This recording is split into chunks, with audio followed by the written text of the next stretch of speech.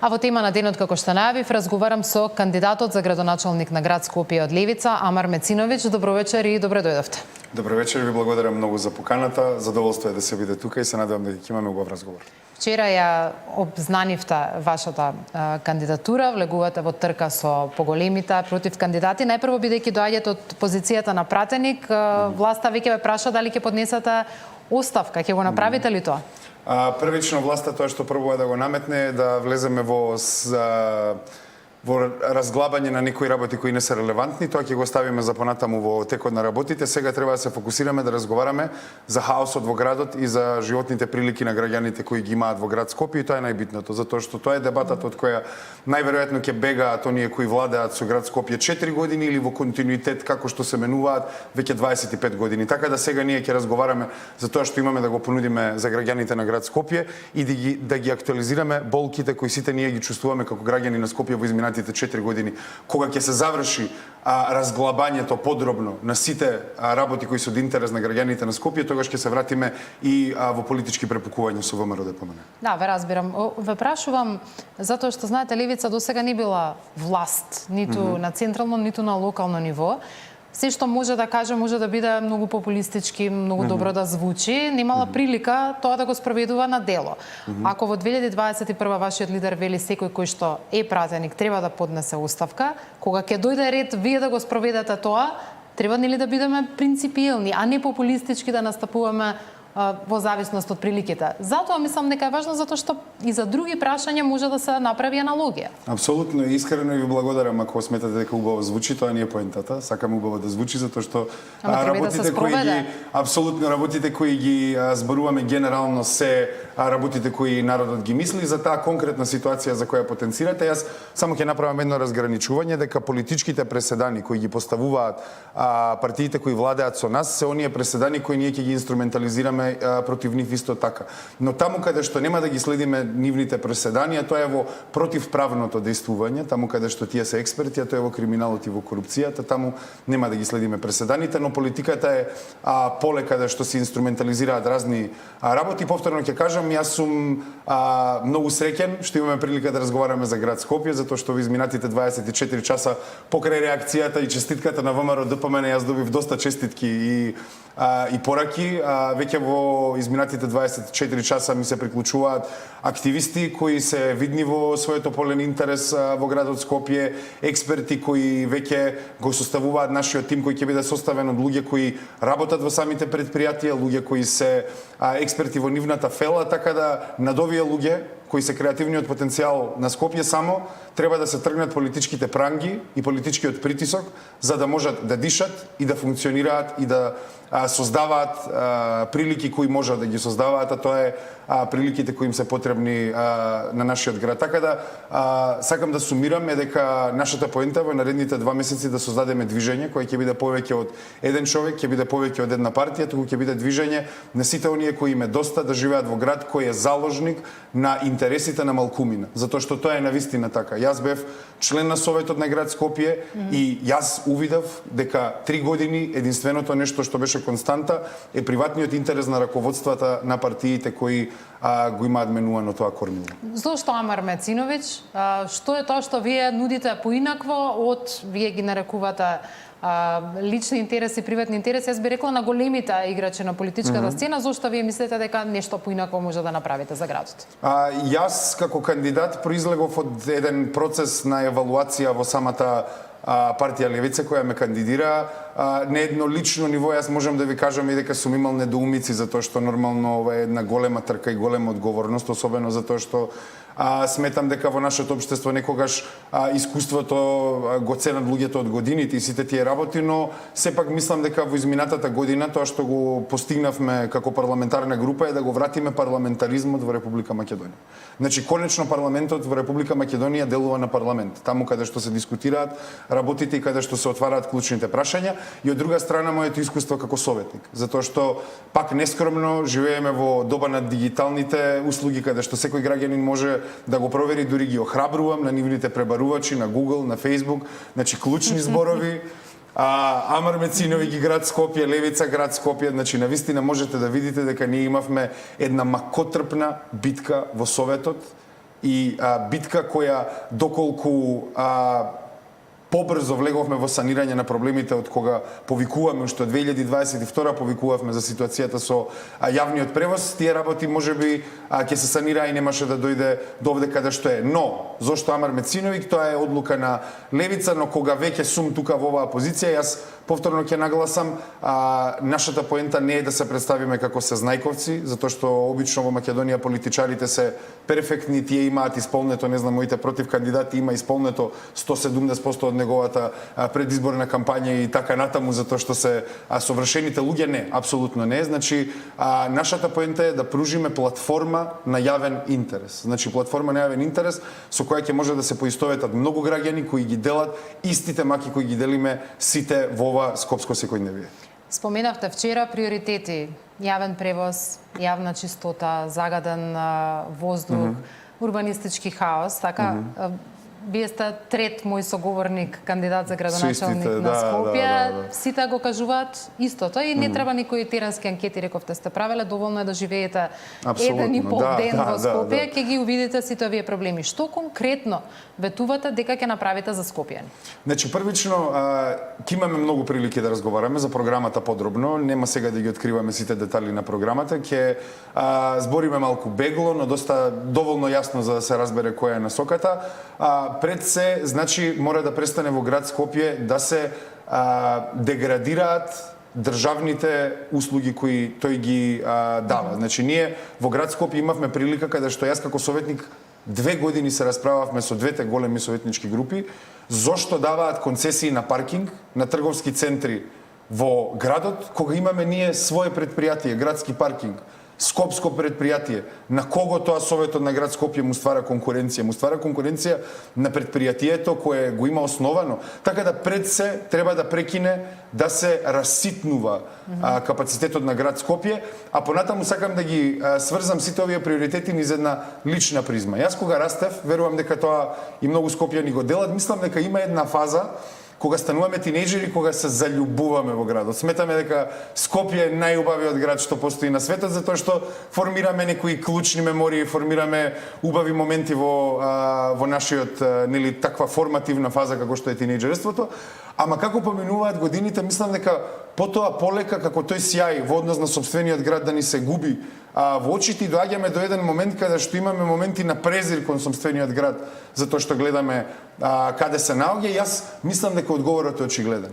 Луѓе, ова не треба и не мора да биде вака. Затоа што ние можеме да излеземе секаде и да увидиме дека градовите се развиваат. Тие ги окрупнуваат своите услуги, ги реобмислуваат своите модели на функционирање. Во Скопје само се деградираат работите. Така да мислам дека со доза на љубовта која ја имаме кон она што Скопје било, но со уште повеќе ентузијазам и визија за тоа што сакаме Скопје да биде сега, треба да создадеме едно наше ново Скопје. Скопје кој ќе биде функционално, за да биде функционално, повторно ќе се навратам на овие некои клучни работи кои ги спомнав, затоа што Скопје е дојдено до тој степен што ние имаме проблем со јавниот превоз, а постојат методи на јавни превози кои се 150-200 години присутни во градовите ни светот. Значи не е веќе, не сме во почетокот од 20 век, сега е 2025 година. Скопје може да си ги приушти и да ги направи тие некои клучни потези кои ќе ги зборуваме понатаму за алтернативен јавен превоз и така натаму,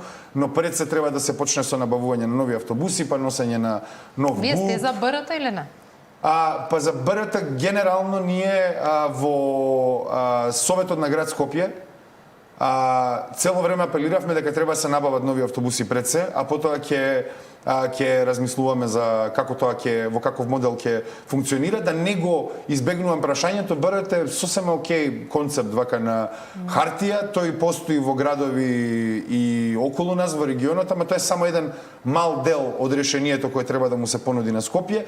На Скопје треба да му се понуди план кој нема да трае еден мандат, кој ќе трае повеќе од еден мандат, кој ќе трае можеби 8 години, но конечно решавање на јавниот превоз. Тоа подразбира реобмислување на линиите по кои вози сега јавниот превоз, затоа што голем дел од тие линии се со децении стари и немаат логика, посебно затоа што Скопје во последните децении станува се по-економски концентрирана неговата економска активност, значи сите институции, сета трговска размена е во еден мал простор во градот кој нема функционални грла за поврзување со остатокот од градот кај што веќе има голем дел од населението, значи прво треба да се направи реобмислување воопшто на концептот по кој возат тие линии, а потоа треба да се даде конечно алтернативен јавен превоз за кој ќе зборуваме понатаму. Вие бевте 3 години во Советот, во моментов мислам 4 советници дека има левица, добре еден пишува кај вас дека е суспендиран. Добро. А такви случајно видов дека имате исклучени, суспендирани во сите општини. Тоа е некоја лоша кадровска политика да некој биде избран во ваше име па потоа да се биде суспендиран и исклучен? Па не, вака гледам јас Скопје, аеродром, Газибава, Карпош, Центар, секаде имате некој исклучен, некаде пола од советничката група. Па вака, јас првично ќе искоментирам дека за луѓето со кои некогаш и сум делел иста листа и сум делел иста партија, независно од денешните позиции мои или нивни, јас немам ништо лошо против тие луѓе, им посакувам среќа во животот, но во однос на нашиот кадровски избор, верувајте, во ВМРО и СДС често се случува, еве, во Ѓорчи имаше купување на советници, значи тоа се случува кај ВМРО и СДС се купуваат пратеници, а не само советници. Се менуваат имиња на држави со така наречени купени пратеници, значи многу позбилни работи. Така да не радува што за левица уште е тоа проблематично затоа што луѓето ја препознаваат нашата автентичност, дека не поентата ние да се позиционираме во позиција каде што ќе имаме брокерство на моќ па да си ги продаваме, да си ги купуваме функциите кои ги добиваме како партија, како народен мандат, ама да, апсолутно се направиле некои кадровски промени, грешки кои се многу мислам дека прикладни на партија во фазата која што левица беше 2021 и сега имаме многу позрела фаза каде што мислам дека даваме многу посериозен кадровски Главното прашање ми потенцијал. беше 4 советници успеале ли некаква според вас еве во изминатиот мандат бидејќи од 1 скокнавте на 4, тоа е значително зголемување на поддршката која сте добиле во градот. Успеавте ли на некој начин нешто да сработите, да промените и во овој хаос во кој што се наоѓа Скопје, некој да рече ево ова е заради тие 4 советници што ги гласавме од левица? Значи првично многу битки кои ги водевме во град Скопје, некои ги изгубивме, некои ги добивме зависно од приликите во кои бевме поставени, но пред да се коментира што сме постигнали, иако имам конкретни работи да ви кажам, мора да се искоментира дека ние го имавме најдисфункционалниот совет во историјата на град Скопје последните 4 години, каде што не поминуваа базични планови за работа на предпријатијата, а не па иницијативи на поединечни советнички групи, така да во овие 4 години видовме еклатантно растројство на институциите кога станува збор за различни политички воли во различни институции. Значи, нашите институции не се доволно зрели да функционираат, да исполнуваат некоја база на функционирање, независно од нивните политички мотиви на тие кои ги раководат, но во Македонија не е така, кога Скопје немаше иста политичка волја со централната власт, кога немаше со советниците на денешниот премиер Христијан Мицковски, се застана и ништо не успеа да се направи на вистински начин, додека за нашата активност можам пред се да издвојам борбата за набавувањето на нови автобуси, затоа што сега експлицитно ќе нагласам дека во било кој момент на тие 20 седмици каде што сме имале точката за набавка на овие автобуси, во било кој момент да одлучиле ВМРО, ДПМН или СДСМ да гласаат за, тоа ќе беше усвоено. Затоа што Вие дадовте со тоа еден вид на поддршка на барањето на градоначалничката, а ВМРО ДПМН дефинираше дека многу често коалицираат и коинцидираат вашите интереси и на ДУИ со градоначалничката актуелна Данила Арсовска. Ако можете за незината работа една оценка од 1 до 5 да дадете и затоа што и индикативно е што имавте поголем број на директори отколку што имавте број на советници во градот, на пример. Прво, тоа не е така. Второ, во однос на коментарите на ВМРО ДПМН, мислам, јас навистина во оваа кампања најмалку ќе се обазирам на коментарите на ВМРО ДПМН, затоа што да коментираме за начинот на действување, со кој соработуваме, морални некои дилеми или дилеми на кредибилитет со ВМРО ДПМН, не. Тоа е битка која ние веќе имаме добиено, никој нема помалку кредибилитет или да зборува за кој се работува и како се работува од ВМРО ДПМН и нивните бизнис тендер шеми, така да со ова сакам да го сумирам мојот коментар за ВМРО ДПМН и тука да остане. Не за Данила Арсовска. Се понатаму, а за Данила Арсовска, тоа беше нивен кандидат. Тоа беше нивен кандидат и иако имам многу работи за кои можам да ја критикувам градоначалничката Данила Арсовска, ние дури имавме јавно истапувавме уште на самиот почеток, например кога се правеа вработување преку агенцијата за вработување во предпријатието за комунална хигиена, ние например тогаш од некоја поширока позиција на политики сакавме да апелираме на тоа дека не смеа да им се даваат договори на определено време на работници кои секоја година тие договори ги продолжуваат и немаат некој вид на работна сигурност. Ние уште од самиот почеток опониравме на низиниот стил на владење во многу аспекти, но денеска, кога завршува целиот тој мандат, и независно од какви се импресиите за Данила Арсовска како градоначалник или како личност, јас апсолутно тврдам дека ако има дисконтинуитет помеѓу градоначалникот и советот, дека работата е закочена. И тоа е многу проблематично, затоа и сакам да апелирам до гласачите дека како што ја разбираат трката за градоначалник сериозно, така да ја разбираат и трката за советот, затоа што овој совет беше деструктивен кон сопствените граѓани кои им го имаат доверено мандатот. На минатите избори, вашиот кандидат за Скопје 20.000 гласови од прилика доби. Можете ли да ја надминате оваа бројка вие лично и кој ви е најголемиот политички противник на овие избори? Дали е тоа СДСМ, дали е тоа ВМРО ДПМН или можеби некој од помалите политички партии? Се надевам дека ќе ја надминеме бројката, не е моје да лицитирам со бројки, ние одиме самоуверено во оваа трка, мислиме дека ќе ја надминеме бројката и дека ќе оствариме многу поповолен резултат, дури имаме и некои најдобри сценарија кои ќе ги оставиме за понатаму. Веруваме во себе, веруваме во движењето во кое ќе го создадеме во овие 2 месеци, а во однос на нашите политички противници, јас овој одговор би го поделил во 2 аспекти. Првиот аспект е дека нашата борба во парламентот во оваа година веќе нас нема издефинирано кој е нашиот политички противник.